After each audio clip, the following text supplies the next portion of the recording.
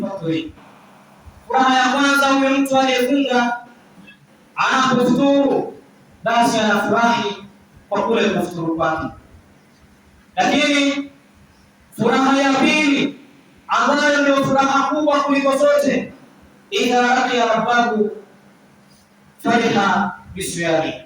Mtu huyo aliyefunga anapokutana na Mola wake basi anakuwa ni mwenye kufurahi kutokana na yale malipo atakayolipa Allah subhanahu wa ta'ala. Mwenyezi Mungu sio mdhulumu, Mwenyezi Mungu sio dhalim, hadhulumu nafsi ya mja yote. Lile ulilotenda katika mwezi huu mtukufu wa Ramadhani na katika miezi yote, bila shaka tutaenda kuyakuta kwa Mwenyezi Mungu subhanahu wa ta'ala. Ndugu zangu Waislamu, tumuombe sana Allah subhanahu wa ta'ala atujalie mimi na wewe tuwe ni wenye kukubaliwa funga zetu, atukubalie visimamo vyetu, atukubalie swala zetu pamoja na ibada zetu nyingine.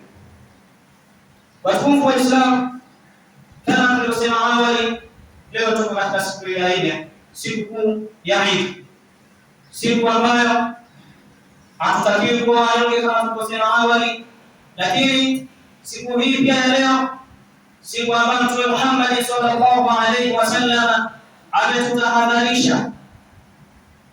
Kuna baadhi yetu tulikuwa ndani ya mwezi mtukufu wa Ramadhani, lakini kana kwamba tulikuwa jela, kana kwamba tulikuwa katika kifungo.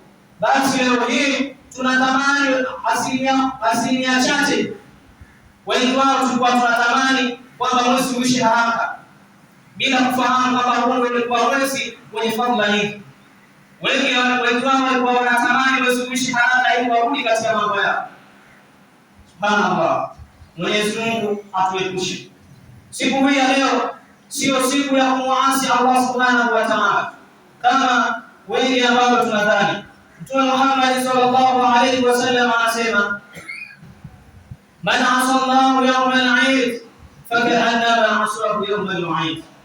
Mtu yoyote yule ambaye atamwasi Allah subhanahu wa ta'ala siku ya Eid, basi mtu huyo ni kama amemwasi Mwenyezi Mungu siku ya Kiyama.